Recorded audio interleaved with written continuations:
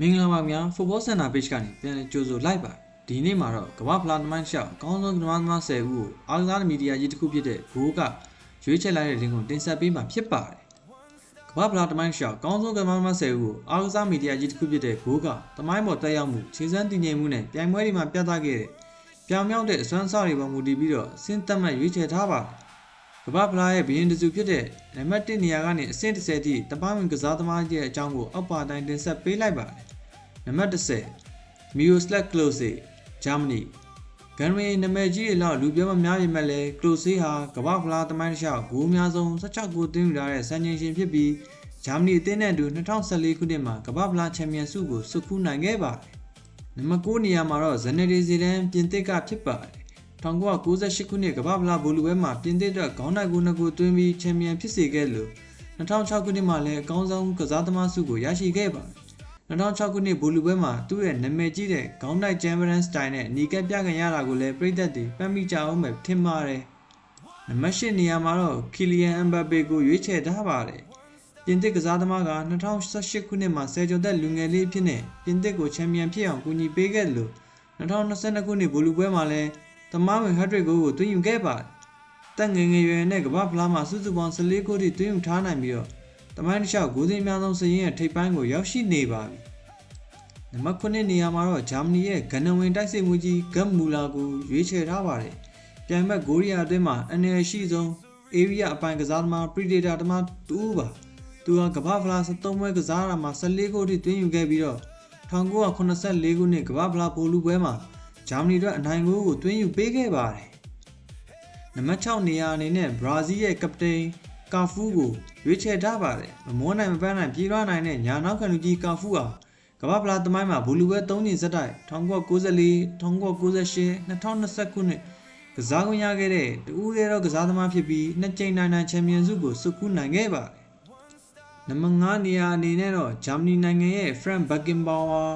အီဂရစ်ဒါခိုင်ဇာလို့ခင်စားရတဲ့ Beckenbauer ခန်းစစ်မှာစူပါလို့ခေါ်တဲ့နောက်တန်းလူပုံစံတွေကိုဖန်တီးခဲ့တဲ့လူပါ1980ပြည့်နှစ်ကမ္ဘာဖလားပွဲစဉ်မှာပခုံးရွေးပြုတ်တန်ရနေရတာမှပတီစီဗီစကစားခဲ့တဲ့စိတ်တက်ကအလွန်ကြော်ကြားခဲ့ပြီးတော့1984ခုနှစ်မှာတော့အသင်းကောင်းဆောင်ဖြစ်ဂျာမနီကိုချန်ပီယံဖြစ်အောင်ဦးဆောင်ပေးနိုင်ခဲ့ပါတယ်နံပါတ်4နေရာမှာတော့ဘရာဇီးနိုင်ငံရဲ့ဒိုအီရိုနယ်ဒိုနာဇာရီယိုကိုရွေးချယ်ထားပါတယ်သူ့ရဲ့ဖြစ်ရဆန်အိုဖီနိုမီနိုလို့လူသိများတဲ့ရိုနယ်ဒိုဟာ1998ခုနှစ်မှာအကောင်းဆုံးကစားသမားဆုကိုရရှိခဲ့ပေမဲ့ဗိုလ်လုပွဲမှာရှုံးနေခဲ့ပါတယ်ဒါပေမဲ့ပြင်းထန်တဲ့ဒူးဒဏ်ရာကနေပြန်လာပြီးတဲ့နောက်2002ကမ္ဘာဖလားမှာတော့သူဟာဂိုး8ဂိုးထိသွင်းယူပြီးတော့ဘရာဇီးအသင်းကိုချန်ပီယံဆုရယူပေးနိုင်ခဲ့ပါတယ်နံပါတ်3နေရာအနေနဲ့တော့အာဂျင်တီးနားရဲ့ဂန်ဝင်ကစားသမားကြီးဒီယေဂိုမာရာဒိုနာကိုရွေးချယ်ထားပါတယ်1986ခုနှစ်ကမ္ဘာဖလားပြိုင်ပွဲကမာရာဒိုနာရဲ့တဦးတည်းစိုးမိုးခဲ့တဲ့ပြိုင်ပွဲလို့ပြောရင်မမှားပါဘူးအာဂျင်တီးနားအတွက်သွင်းယူခဲ့တဲ့ဂိုး14ဂိုးထဲမှာ10ဂိုးထိသူကဓာတ်ရိုက်ပါဝင်ပတ်သက်ခဲ့ပါတယ်အင်္ဂလန်နဲ့ပွဲမှာသူသွင်းယူခဲ့တဲ့ဖျားသခင်ရဲ့လက်ပွားဟန်နော့ကော့ဂိုးနဲ့ရာစုနှစ်ရဲ့အကောင်းဆုံးဂိုး Goal of the Century တွေကကမ္ဘာဖလားသမိုင်းရဲ့မမေ့နိုင်စရာပြကွက်တွေဖြစ်ခဲ့ပါတယ်နံပါတ်2နေရာမှာတော့လက်ရှိကစားနေဆဲဖြစ်တဲ့ဂန်ဝင်ကြီးတက်ရှိထင်ရှားရှိတဲ့ဂန်ဝင်ကြီးအာဂျင်တီးနားရဲ့လီယိုနယ်မက်ဆီဖြစ်ပါတယ်မက်ဆီဟာ2022ခုနှစ်ကမ္ဘာဖလားပြိုင်ပွဲမှာအာဂျင်တီးနားအသင်းကိုဦးဆောင်ပြီးတော့ရှုံးတဲ့အဆင့်ကနေဗိုလ်လုပွဲအထိပွဲတိုင်းမှာဂိုးသွင်းယူပြီးတော့သူ့ရဲ့တသက်တာအိမ်မက်ကိုအကောင့်ထဲပေါ်နိုင်ခဲ့ပါတယ်ဒါပြင်သူကကမ္ဘာဖလားရဲ့အကောင်းဆုံးကစားသမားဆု Golden Ball ကို2ကြိမ်နိုင်ရရှိခဲ့တဲ့တူဦးသေးသောကစားသမားလည်းဖြစ်ပါတယ်နံပါတ်1နေရာမှာတော့ဘရာဇီးရဲ့ဂန်နဝင်ဘောလုံးလောကရဲ့ဂန်နဝင်ပီလီအနေနဲ့ရရှိသွားပါတယ်ဘောလုံးလောကရဲ့ဘုရင်ကြီးလို့ခေါ်ဆိုရတဲ့ပီလီကကမ္ဘာဖလား3ကြိမ်1958 1962နဲ့1980မှာရယူနိုင်ခဲ့တဲ့သမိုင်းတစ်လျှောက်ဦးသေးသောကစားသမားဖြစ်တာကြောင့်နံပါတ်1နေရာကိုထိုက်တဲ့တန်နဲ့ရရှိခဲ့တာပါအသက်18နှစ်သားအရွယ်ဆယ်ကျော်သက်ကောင်လေးဖြစ်ကနေဘောလုံးလောကရဲ့ဆရာသူဖြစ်လာတဲ့အထိကမ္ဘာဖလားစင်မြင့်ထက်မှအမြဲတမ်းတောက်ပခဲ့သူဖြစ်ပါတယ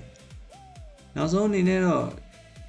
ရွေးချယ်သွားတဲ့စာရေးသူရဲ့အဆိုအရတော့ဤထိပ်တန်း10ဦးစင်းကိုရွေးချယ်ရမှာဂျိုဟန်ခရိုက်ဂရင်ချာဘူမာရီယိုစတဲ့အခြားသမားတော်ကမ္ဘာဖလားဂန်ဝင်ကြီးတွေကိုနိမတ်တတစွာချန်လက်ခဲ့ရတယ်လို့ဆိုပါတယ်ဟုတ်ကဲ့ပါတင်ဆက်ပြသတာကိုကြိုက်နေတဲ့ဆိုရင်တော့ like and share နဲ့ subscribe လေးပြုလုပ်သွားနိုင်ပါတယ်ခင်ဗျာ